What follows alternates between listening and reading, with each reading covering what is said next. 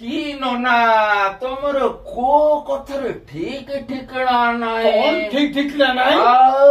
খালি কথা কথা কে কହୁଛ ଗ୍ୟାରେଣ୍ଟି কি ଗ୍ୟାରେଣ୍ଟି ନନା କାଇଁ ତମ ତଳେ ଗ୍ୟାରେଣ୍ଟି ନା ଉପରେ ଗ୍ୟାରେଣ୍ଟି ନା ମଝିରେ ଗ୍ୟାରେଣ୍ଟି କୋଉ ଜାଗାଟା ତମର ଗ୍ୟାରେଣ୍ଟି କହିଲ ମୁଁ ଟିକେ ଶୁଣେ ଆରେ ଏ ମହିଳା ମାନଙ୍କର ଏ ଯୋଉ ଯୋଜନା ଦିଆ ହେଇନି କଣ ଯୋଜନା ଏ 50,000 ଟଙ୍କା ଲାଗି ଓ ସୁଭଦ୍ରା ଯୋଜନା ସୁଭଦ୍ରା ନନା ତମେ କହିଲ 50,000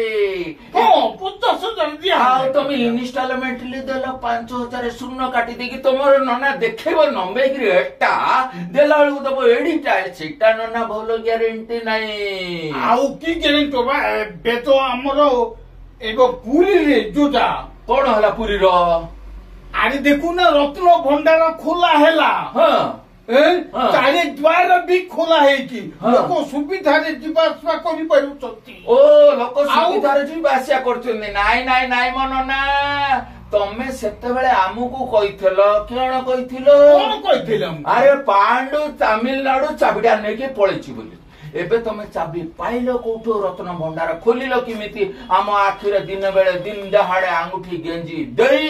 ତମେ ରତ୍ନ ଭଣ୍ଡାରରୁ ଖୋଲିକି ନେଇକି ପଳେଇଲ କହିଲ ଗଣତି ମଣତି ହବା ପାଇଁ କାହିଁ ଆଜି ପର୍ଯ୍ୟନ୍ତ କିଛି ଗଣତି ମଣତି ହେଲା ନାହିଁ ପୁଣି କହିଲ ଚାରି ଦୁଆର ଖୋଲିବା ପାଇଁ ତମର ଗଣିତର ହିସାବ ନାହିଁ ତମର ଦୁର୍ବଳତା ଅଛି ଚାରି ଦୁଆର ଖୋଲିଦବାରୁ ଲୋକ ତା ଦେହରେ ଜାମ ହେଇଗଲେ ଖରାକୁ ଯୋଉ ଗରମ ହଉଛି ନନା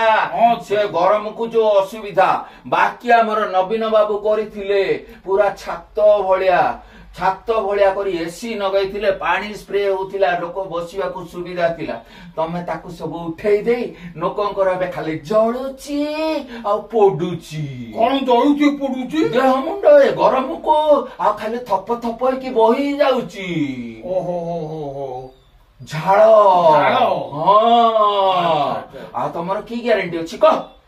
ଗ୍ୟାରେଣ୍ଟି ସବୁ ଗ୍ୟାରେଣ୍ଟି ଅଛି ଦିଆ ହେଇଛି ତମେ ତରବର ହେଲେ ହବ କି ହେଇ ସେମିତି ତମର ବର୍ତ୍ତମାନ ଏବେ ଆସେମ୍ବଲିରେ ଦେଲେ କହି ଏ ବିଜୁଳି କଟିବ ନାହିଁ ଆମ ମୁଖ୍ୟମନ୍ତ୍ରୀ ପରା କହିକି ଗ୍ୟାରେଣ୍ଟି ଦେଇଛନ୍ତି ବିଜୁଳି ଆଉ କଟିବନି ତମ ମୁଖ୍ୟମନ୍ତ୍ରୀଙ୍କ କଥା ତମ ମୁଖ୍ୟମନ୍ତ୍ରୀଙ୍କ ପାଖରେ ରହିଲା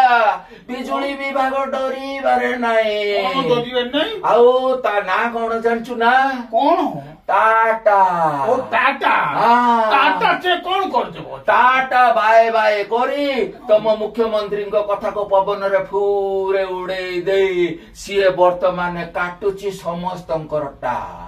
ନାଇଁ ବା ଏବେ ପିଲାମାନଙ୍କର ପରୀକ୍ଷା ଯୋଉ ଚାଲିଛି ଏ ବୁଢା ବୁଢୀ ରୋଗୀ ରୋଗା ମାନେ ସମସ୍ତେ ଅଛନ୍ତି ଏ ଯୋଉ ଗରମ